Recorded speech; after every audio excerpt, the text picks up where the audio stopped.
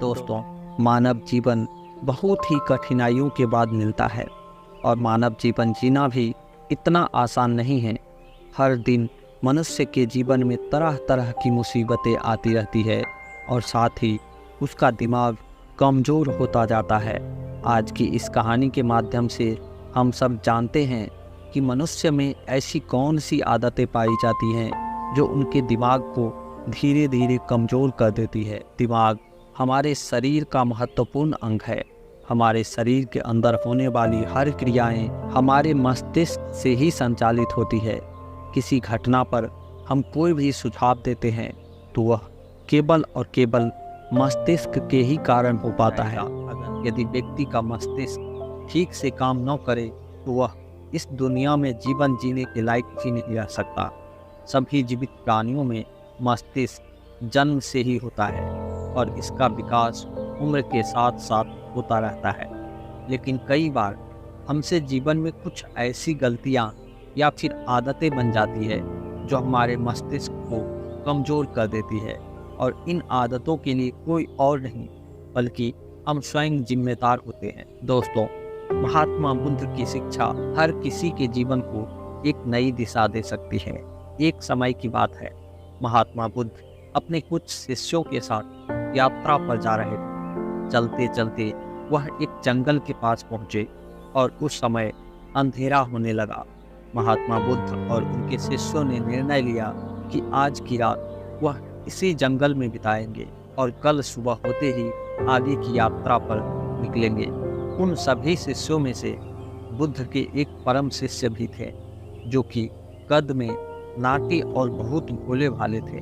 सभी शिष्यों में से इस शिष्य की आदत बिल्कुल ही अलग थी। जहां सभी लोग 7 से 8 घंटे की नींद लेते थे, यह महाशय केवल 3 घंटे ही सोते थे। इनका मानना था कि जो लोग अधिक सोते हैं वह आलसी होते हैं। महात्मा बुद्ध के इस शिष्य को भोजन करना बहुत अधिक पसंद था। जब वे भोजन करने बैठते थे तो अन्य सभी शिष्यों के हिस्से का भी भोजन वह अकेले कर लेते थे।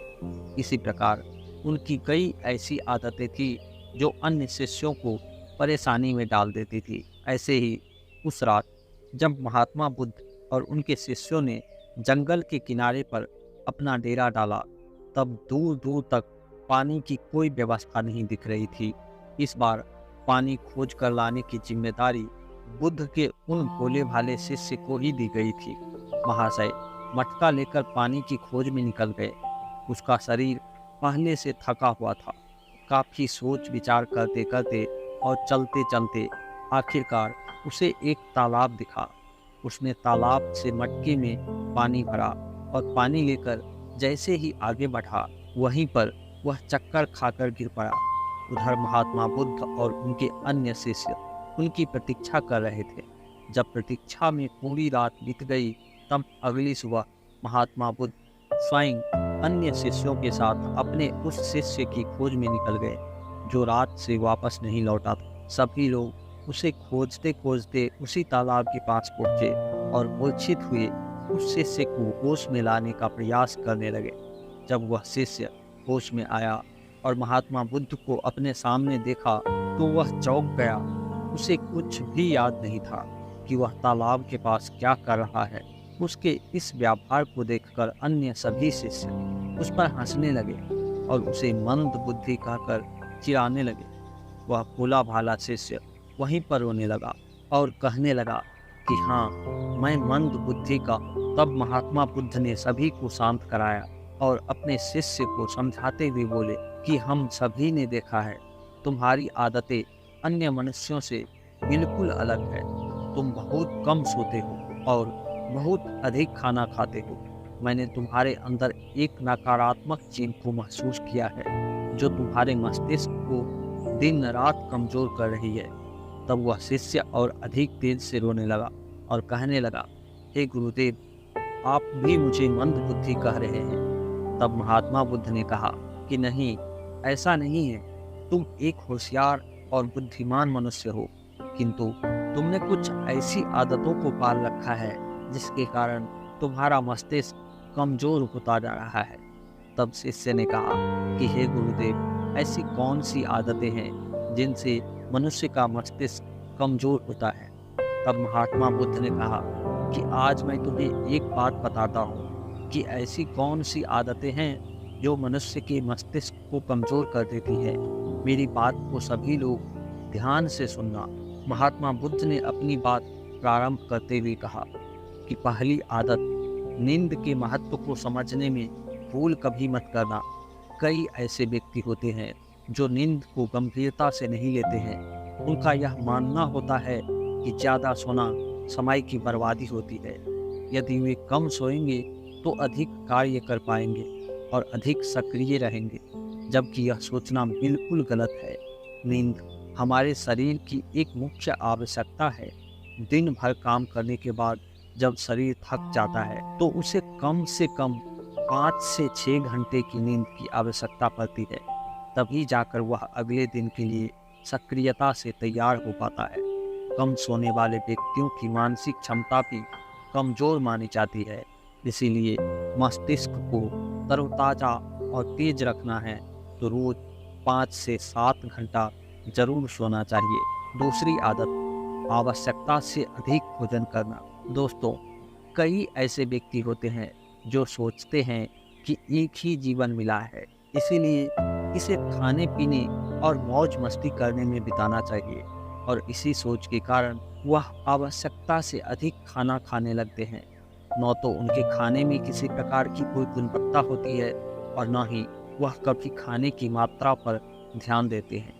कई लोगों को लगता है कि अधिक खाने से शरीर को अधिक ताकत मिलती है, जबकि ऐसा कुछ नहीं है।